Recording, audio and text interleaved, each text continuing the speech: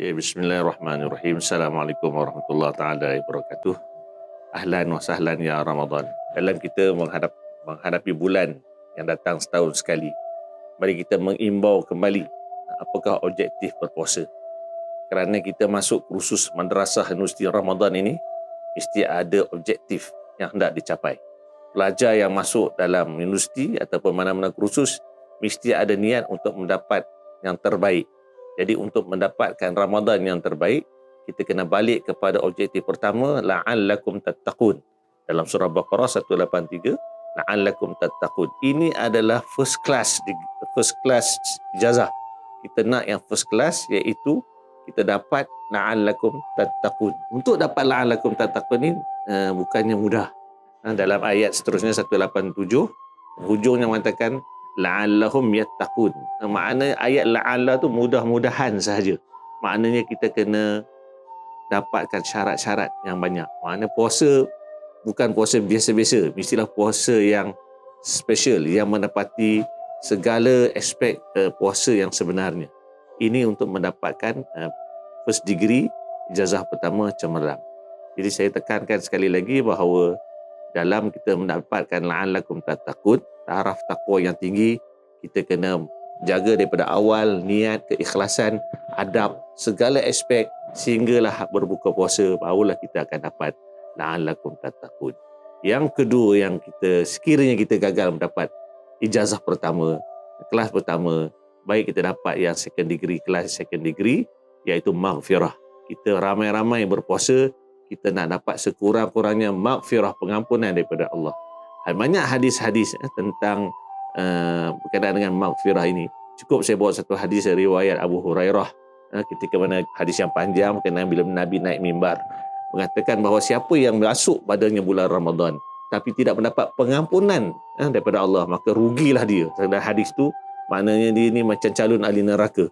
Jadi maknanya Ramadan yang datang ini memberi kita satu peluang untuk mendapat maghfirah, dan rugilah sebulan yang kita lalui ini akhirnya kita tidak dapat maghfirah daripada Allah.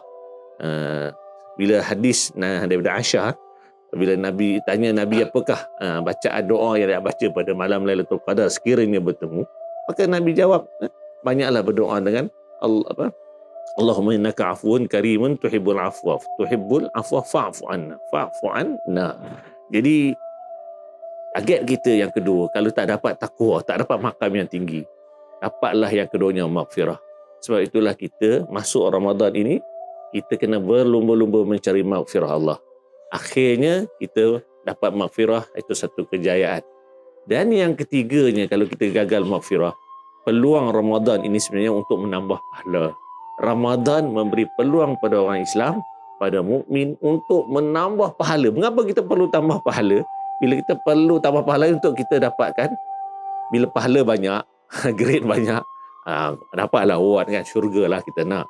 Jadi inilah peluang Allah datangkan Ramadan 30 hari, 29 hari, ialah untuk kita berlumba-lumba mendapat sebanyak mungkin. Dan Allah dalam hadis mengatakan ana ajizbi, Allah kata aku yang bagi.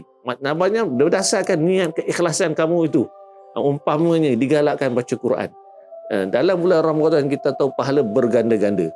Alif lam mim itu Nabi kita bukan 10. Alif itu 10, lam itu 10, mim 10. 30 dan digandakan dalam bulan Ramadan.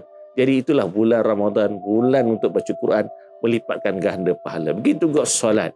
Solat yang kita buat itu berganda-ganda. Solat sunat seperti salat wajib, pahalanya digandakan lagi. Sebab itulah kita buat tarawih, kita buat solat duha, dan semua sunat-sunat rawatib. Kita pulun lagi. Bawang Kedah kata kita pull on.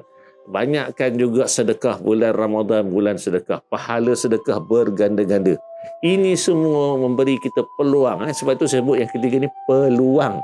Apa maksud peluang? Peluang maknanya ruang diberi, kita kena rebut. Kita tak boleh tunggu. Mana boleh seorang pelajar, dia tunggu saja. Dia kena banyak membaca, dia kena pergi library, dia kena pergi sana, pergi sini untuk mengambil peluang untuk meningkatkan ilmu. Begitu juga Ramadan memberi kita ruang untuk melipatkan ganda ganjaran. Marilah kita sama-sama rebut peluang ini. Dengan 3 kategori ini, saya rasa sekurang-kurangnya pastikan bahawa kita bukan biasa-biasa, bukan hanya menahan lapar dan dahaga, tetapi kita nak bergandakan pahala, kita nak dapatkan maghfirah, dan akhirnya kita dapat sijil syahadah degree first class takwa.